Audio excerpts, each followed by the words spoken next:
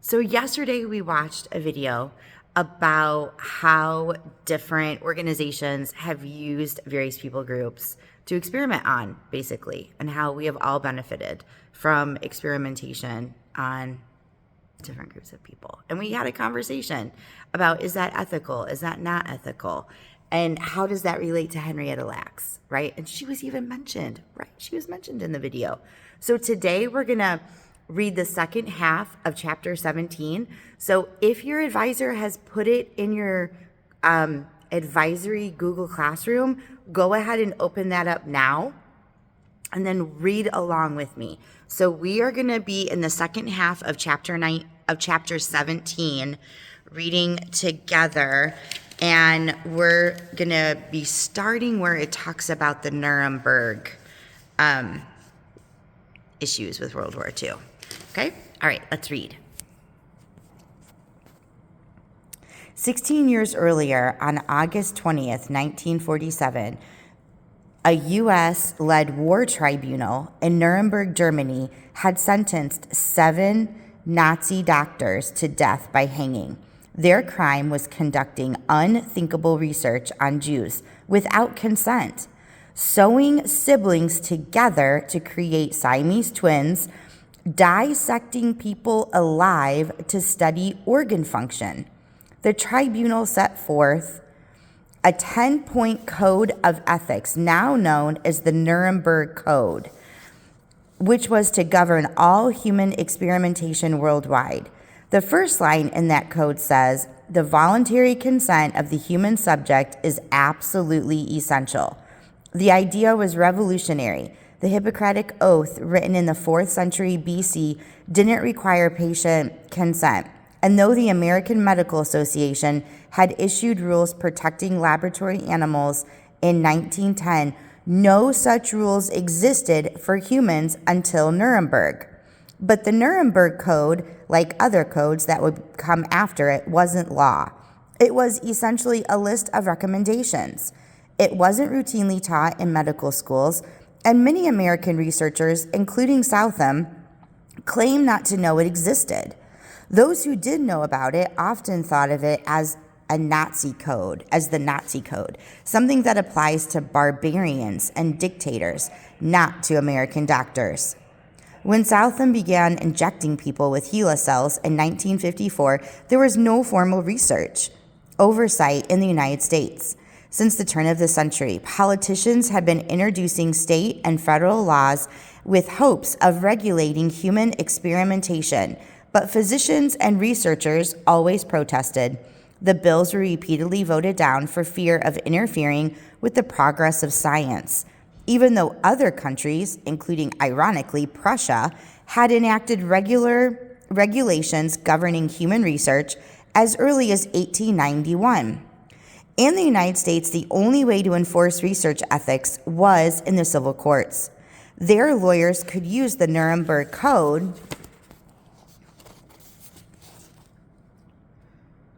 to establish whether a scientist was acting within the legal boundaries of the profession. But taking a researcher to court required money, know-how, and the knowledge that you were being used for research in the first place. The term informed consent first appeared in court documents in 1957 in a civil court ruling on the case of a patient named Martin Salgo. He went under anesthesia for what he thought was a routine procedure and woke up permanently paralyzed from the waist down. The doctors hadn't told him the procedure carried any risks at all. The judge ruled against the doctor, saying a physician violates his duty to his patient and subjects himself to liability if he withholds any facts which are necessary to form the basis of an intelligent consent by the patient to the proposed treatment. He wrote that there needed to be full disclosure of facts necessary to an informed consent. Informed consent focuses on what doctors were required to tell their patients. There were little mention of how it might apply to research, like Southam's, in which subjects weren't the researcher's patients. And it would be decades before anyone thought to ask whether informed consent should apply in cases like Henrietta's, where scientists conducted research on tissues no longer attached to a person's body. But to the 3 doctors who refused to help with Southam's research, injecting cancer cells into a person without consent was a clear violation of basic human rights and the Nuremberg Code. Mendel didn't see it that way. He had a resident give the injections in their place. And on August 27, 1963, the 3 doctors wrote resignation letters citing unethical research practices. They sent it to Mendel and at least one reporter. When Mendel got the letter, he called a meeting with one of the doctors and accused them of being overly sensitive because of their Jewish ancestry. One member of the hospital's board of directors, a lawyer named William Hyman, didn't think they were being overly sensitive. When he heard about the doctor's resignation, he asked to see the records of patients in the study, but his request was denied. Meanwhile, just days after the doctor resigned, the New York Times ran a tiny news item deep in the paper under the headline, "Sweden Penalizes Cancer Specialist," about a cancer researcher named Bertel Borglund. He had been giving himself and patients intravenous injections of vaccines made from Hela cells, which he'd gotten from George Guy's lab in such enormous quantities, they joked that instead of injecting them, Borglund could just fill a pool with Hela or maybe even a lake and swim around it for immunity. Okay, so my question for you is, what is intravenous? That is a vocab word that I think we should look up. So somebody go write that on your board. What is intravenous? What do you think that one means? Borglund Hela injections got him expelled from his laboratory, and Hyman hoped for similar results in Southam. So in December 1963, he sued the hospital for access to medical records related to the study. Hyman compared Southam's study to Nazi research and got affidavits. Oh, that's another vocabulary word. What is an affidavit? So somebody go write that on your board to look up after the reading. What is an affidavit? So we've got injections and affidavits. From the 3 doctors who'd resigned, they described Southam's research using words like illegal, immoral, deplorable. Hyman also got an affidavit from a 4th doctor explaining that the patient in the study would have been capable of giving informed consent even if Southam had asked. One had advanced Parkinson's disease and couldn't talk. Others spoke only Yiddish. Okay, I'm curious. How many of you know what Yiddish is? That would be another really great vocabulary word. Somebody look up that word after we get done with the reading. Also, can somebody also look up deplorable? What is deplorable? So we've got injections, affidavits, deplorable, and Yiddish on this page. One had multiple sclerosis and depressive psychosis. Regardless, Hyman wrote, I was informed that consent was not necessary, that it was unlikely that Jewish patients would agree to liver cancer cell injections. That caught the media's attention. The hospital called the suit misleading, and I think I'm going to pronounce that word fallacious. But somebody write that on the board and double check it with the pronunciation. But I do believe we pronounce that fallacious. And then also, I'm curious, what do you think it means? I'm pretty sure I know what it means. And I'm wondering, what about you? So somebody put fallacious on the board. So we're looking up fallacious. We're looking up Yiddish. We're looking up deplorable. We're looking up affidavits. And we're looking up intravenous. So intravenous, affidavits, deplorable, Yiddish, and fallacious. But newspapers and magazines ran headlines saying, patient injected with cells not told they were cancer. Scientific experts condemn ethics of cancer injections. Would you want to be injected with cancer? Like, would you want to be injected with cancer? What if you didn't know you were being injected with cancer? They said the Nuremberg Code didn't seem to apply in the United States, and there were no laws protecting research subjects. Science magazine called it the hottest public debate on medical ethics since the Nuremberg trials, and said the situation at present appears rather perilous for everyone.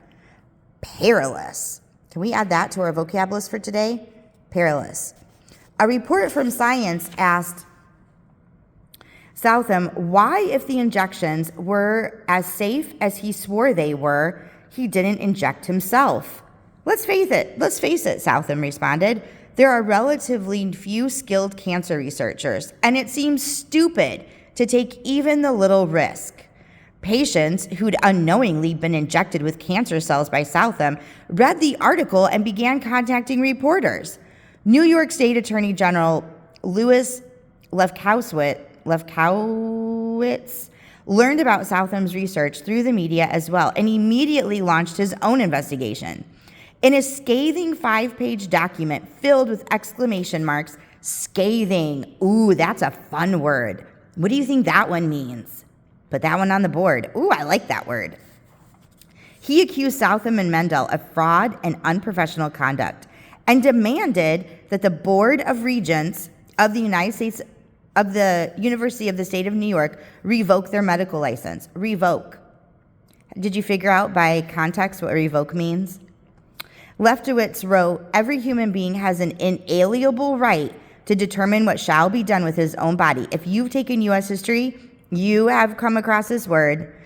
These patients then had a right to know the contents of the syringe, and if the knowledge was to cause fear and anxiety or make them frightened, they had a right to be fearful and frightened, and thus say no to the experiment.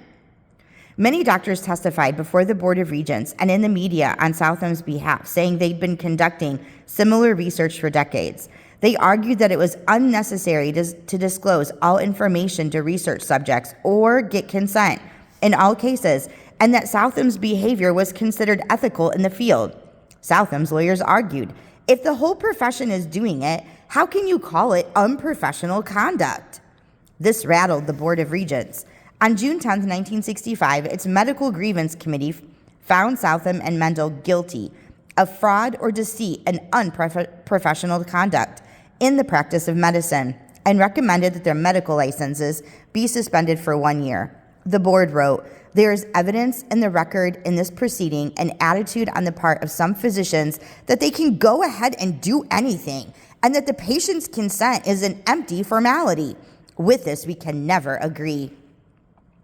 Their decision called for more specific guidelines in clinical research, saying, we trust that this measure of discipline will serve as a stern warning that zeal for research must not be carried to the point where it violates basic rights and immunities of a human person. Zeal. Ooh, that's another fun word. Scathing and zeal. Woo! All right, somebody look up zeal. Let's all say zeal today. The suspensions of Southam and Mendel's licenses were stayed, leaving them both on 1 year probation instead, and the case seemed to have little impact on Southam's professional standing. Soon after the end of his probationary period, Southam was elected president of the American Association for Cancer Research, but his case brought about one of the largest research oversight changes in the history of experimentation on humans. Before the Board of Regents announced its decision, the negative press about Southam's work had gotten the attention of the NIH, which funded his research and required its investigators to get consent for all studies involving humans. In response to the Southam situation, the NIH investigated all their grantee institutions and found that only 9 out of 52 had any policy in place to protect the rights of research subjects. What is that percentage? 9 out of 52. Somebody figure out what percentage that is. Only 16 used consent forms. The NIH included, in the setting in which the patient is involved in experimental effort, the judgment of the investigator is not sufficient as a basis for researching a conclusion concerning the ethical and moral set of questions in that relationship. As a result of its investigation, the NIH said that to qualify for funding, all proposals for research on human subjects had to be approved by review boards, independent bodies made up of professionals and lay people. Ooh, what does that mean? What what? It's lay people. Of diverse races, classes, and backgrounds to ensure that they met the NIH ethical requirements, including detailed informed consent. Scientists and medical researchers were doomed. In a letter to the editor of Science, one of them warned, when we are prevented from attempting seemingly innocuous studies of cancer behavior in humans, we may mark 1966 as the year in which all medical progress ceased. Later that year, a Harvard anesthesiologist named Henry Beecher published a study in the New England Journal of Medicine showing that Southam research was only one of hundreds of similarly unethical studies. Beecher published a detailed list of the 22 worst offenders, including researchers who'd injected children with hepatitis and others who'd poisoned patients under anesthesia using carbon dioxide. Southam's study was included as example number 17. Despite scientists' fears, the ethical crackdown didn't slow scientific progress. In fact, research flourished, and much of it involved Hela. And that concludes our reading for today. Okay, go look all those words up and figure out what they mean, and let's start using them today.